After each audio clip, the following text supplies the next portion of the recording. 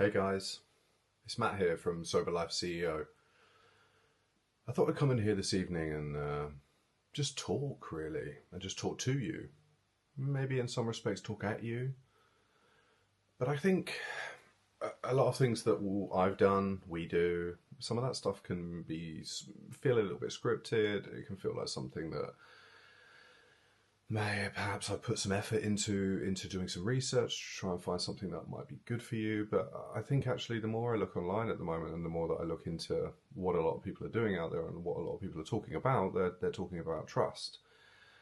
And I was thinking today, I was going about my business. I've been in Canary Wharf working today in my therapy room there, and I was thinking to myself, what does trust look like and what does trust mean, and how do you build trust when there's such a saturated market, like a marketplace full of people that are professing to be sober coaches, they're professing to be specialists in the area, they can give you their program that can be this and that, and it's X, Y, Z, and it's the most incredible thing. And I thought, well, actually, Matt, what you have is something quite unique, and actually, why don't you just go on camera tonight and just talk and speak about yourself and speak a little bit about your journey and what it is that you hope to achieve from Sober Life CEO. And yeah, so I guess here I am. You know, this is an authentic video of unscripted, unedited video I'm going to do, and just try and put myself out there and tell you a little bit about who I am. So you may or may not have seen in some of the publications that I'm 12 years clean and sober. Recently just finished a podcast with a great guy called Rock Bottom with Ryan. It was an excellent podcast, and we were talking about my journey and my drug use and what led me to where I am, and a little bit briefly, good family, don't come from poverty, come from affluence really, I was quite fortunate in the sense that I didn't go without.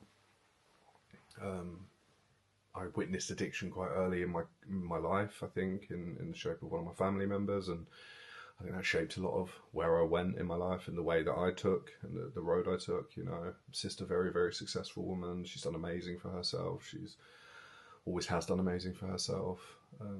And what I did was went in a different path, and I accelerated very quickly through drugs, ended up on Class A drugs. I used a lot of cocaine. I sniffed, smoked, and injected cocaine, I must be honest, and that was my story. Alcoholic at the age of 16, dependent at 16. And why am I telling you this? Because I'm telling you this because I knew that I had so much more in me and there was so much more potential in me. I got sober when I was 24, and I started building from there. So I got sober, and when I was about 2 years sober, I did my first degree. So I did a degree in addictions counselling at University of Bath. It was an incredible experience for me, and I always knew that I wanted to try and help people. And at the time I was working in a private residential treatment centre that was a high-end treatment centre. I'm talking swimming pools and £15,000 a week treatment centres, and I worked my way out really quickly in that environment to becoming the senior therapist there, so that was the clinical lead. I left that facility and just built my private practice really. So I initially built my private practice in Leamington Spa, then I moved into London, and more recently I've been in London. So now I have therapy rooms across London. So I've got one in South Kensington, London Bridge, Canary Wharf. Still hold the one in Leamington Spa because that's very, very, very dear to me actually, that private practice. So I'm quite busy. I've never been empty. My private practice has always been full. I've always had a waiting list, and I've always worked with a similar clientele, I guess. I work with quite high achieving people that you might consider wealthy, people who have done well for themselves, and they tend to be the people that sit in the therapy rooms with me. And I was talking to one of the business partners last night about how we present ourselves and how I present myself. And actually, I look at myself and I'm tattooed, and people look at me and perhaps they look at me and think, oh, he works with high net worth individuals and he has a lot of experience of working with people in that area. And the truth is, yes. I've worked with many people in the public eye as well. So I'm very fortunate that I've worked in that area. But what do I think it is about me that attracts people to working with me and feeling comfortable working with me? I think I'm very authentic. I'm very real. I don't try to be anything that I'm not. You know, I look at some of the early Sober Life CEO videos we posted, and I looked at some of those and I looked so robotic, and I just didn't seem like myself, you know. And I'm very well educated. I've got a master's degree in integrative psychotherapy. I've got 2 degrees in addiction counselling. I've got a very, very successful private practice in London. You know, I've worked in some really prestigious environments with some really prestigious people, but I've never betrayed who I am on that journey. I always like to think that I've held my truth in who I am and been honest with myself and honest with what I want and where I want to be. And I'm very driven, and I always want to try and achieve more and more and more. And I think that's something where Sober Life CEO comes in. It's the next step in my career for me, trying to help other people who perhaps have achieved like I have, who are struggling with substance misuse. I mean, my experience was that I wasn't a high achiever when I was using, but I've certainly become a high achiever since becoming sober. And I think there's something in me that speaks to those people, and those people find it very, very easy to sit in a room and relate to me. And I think that's a real skill. And I think it's a skill that I've got that I don't think you can teach that. And I think my authenticity is really, really important to me. And I don't want to lose my authenticity, because my authenticity is the most therapeutic tool that I've got.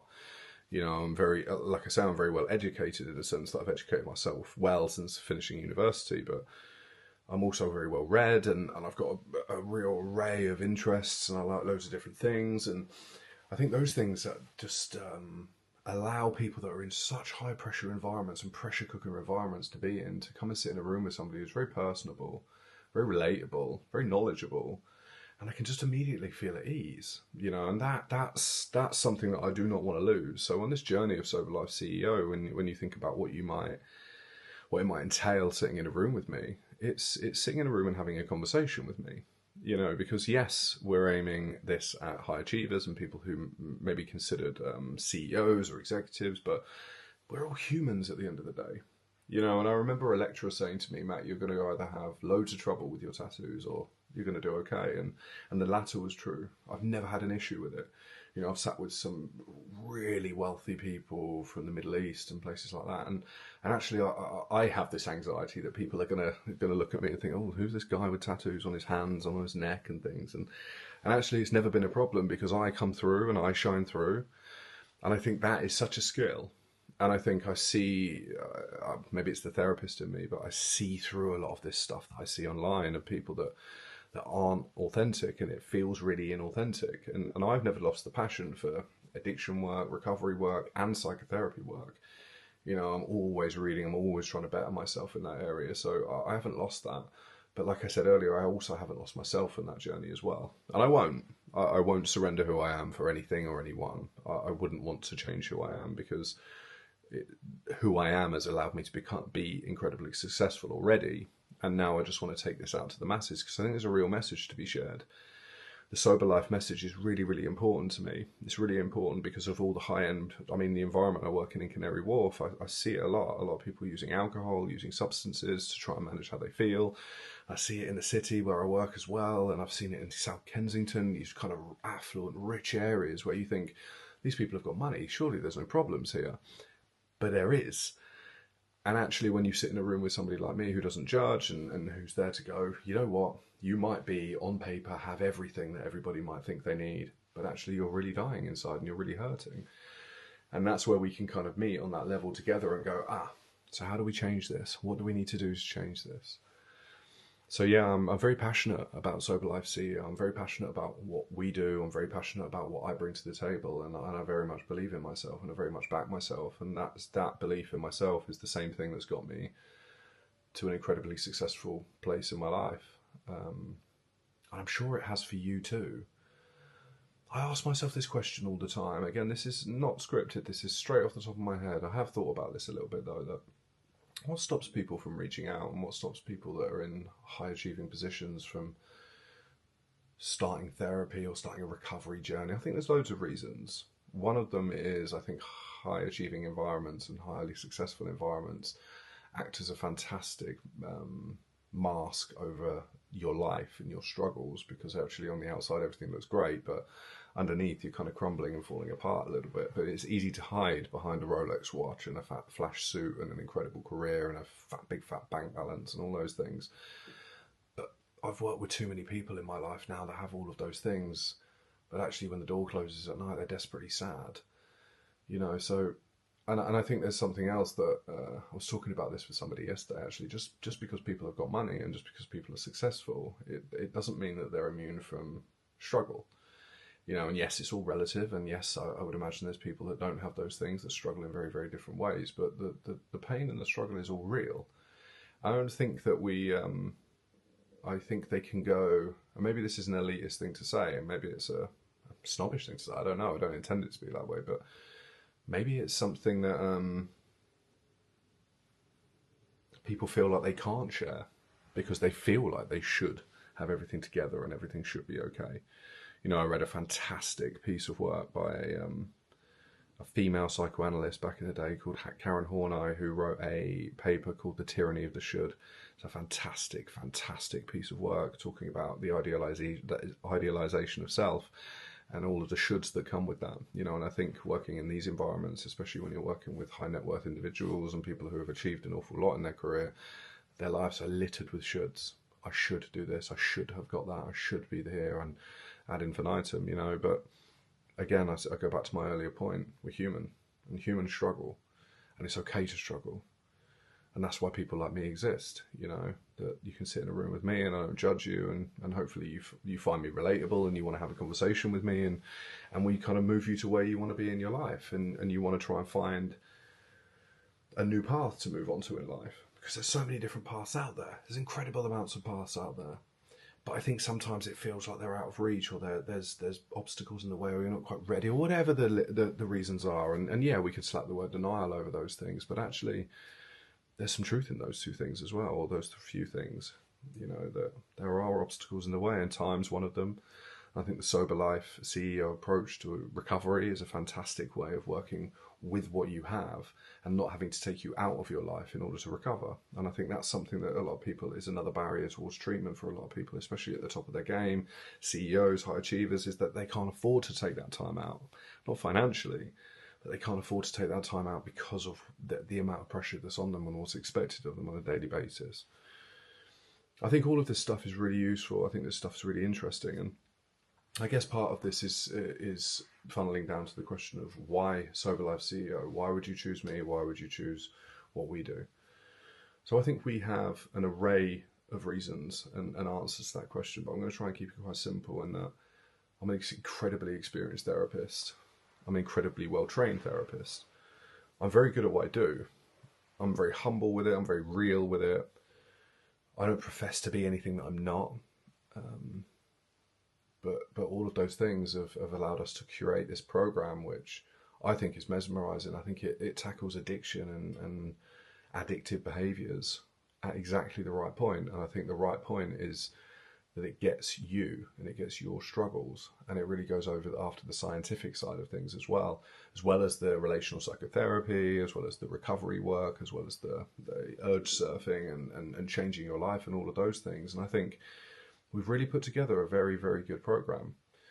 We've trialed the program. The program's been very successful so far in all the people that we work with. And you can see the smile coming across my face because that means a lot to me. I don't want to put my name to something that I consider shoddy or that isn't great, or because one thing and the only thing I know that I'm good at is delivering good therapy. I pride myself on that. So I'm not in the business of putting my name to something that just I think is shit, basically.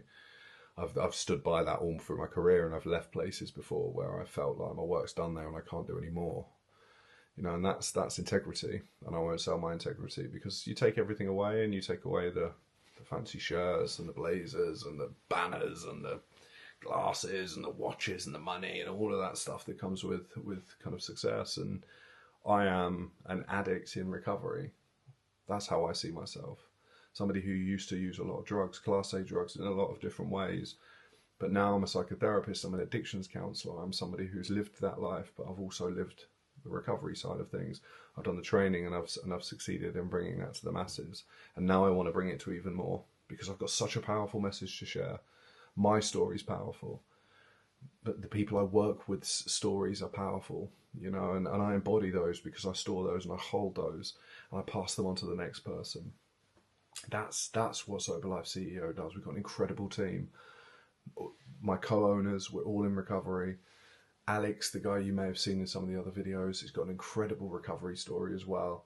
Some of the other people above us have got some great stories of kind of from nothings to somethings, and all of those things. I love hearing a from nothing to something story. They're so inspiring. And I think that's why I've jumped on here this evening.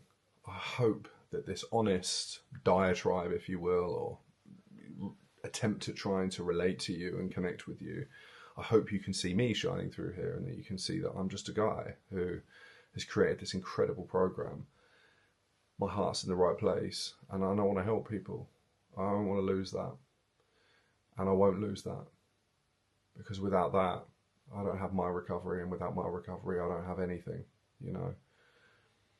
I'm going to put some links in the bio and to the website and places you can come and have a conversation with us. If you want to have a conversation directly with me, my email address will be in there as well. I'd relish that. I'd love to have that conversation with you. Tell you a little bit about what we do. Canary Wharf based, all over London based. We can help. I can help. I believe in myself. I believe in Sober Life CEO. I believe that the change can happen in you too. And I hope this video's helped. I hope this video's allowed you to feel a little bit closer to me, a little bit, maybe you've warmed to me a little bit more, or maybe it hasn't, and maybe you think I'm an absolute idiot, and that's okay too, because not everybody's going to like me. But I really hope you have a great weekend and a great week, whatever you do. Please feel free to drop us a message, drop us a comment. Come and join the Instagram at thesoberlifeceo.com. We're also on TikTok and all of those cool, young, hip social media places. So yeah, thank you so much, guys. I really appreciate your time.